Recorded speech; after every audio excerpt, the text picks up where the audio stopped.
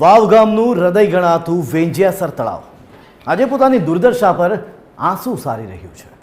અમૃતમ યોજના હેઠળ લાખોની ગ્રાન્ટ ફળવાઈ, સપનાઓ બતાવાયા, પણ વાસ્તવિકતા કંઈક અલગ જ છે। શું છે વાસ્તવિકતા? શું પરિસ્થિતિ છે એ તળાવની? જોઈએ।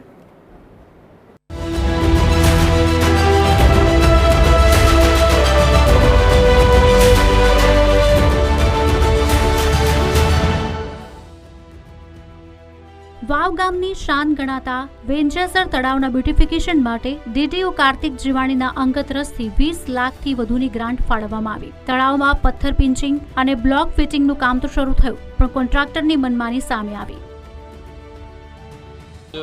માતાના મંદિરની બાજુમાં પથ્થર પિંચિંગનું કામ ખનિજની ગ્રાન્ટમાંથી આપણે મંજૂર કરાયેલું હતું ને એ કામ ટેન્ડર દ્વારા કરવામાં ચાલુ કર્યું હતું, પણ એ કામમાં ગુણવત્તા ના હોવાથી આપણે ટીડીઓશ્રીને એની રજૂઆત કરી ને કોન્ટ્રાક્ટરશ્રીને કામ વ્યવસ્થિત ના કરે એના માટે આપણે ટીડીઓશ્રીને રજૂઆત કરી કે તમે સાહેબ આ કામ ગુણવત્તા નથી એટલે તમે નવું ટેન્ડર પાડીને આ કોન્ટ્રાક્ટરને ડિફોલ્ટ કરી ને નવીન કોન્ટ્રાક્ટરને કામ કરીને ટૂંક સમયમાં કામ ચાલુ થાય એવી ટીડીઓશ્રીને રજૂઆત બી કરી છે। કોન્ટ્રાક્ટર દ્વારા હલકી ગુણવત્તાનું કામ કરાતું હોવાનું સામે આવતા ગ્રામજનોએ ભારે હોબાળો મચાવ્યો, જે બાદ ટીડીઓએ સ્થળ પર આવી કોન્ટ્રાક્ટરને ઠપકો આપી કામ સ્થગિત તો કરાવ્યું, પરંતુ કામ આજે પણ બંધ હાલતમાં જ છે।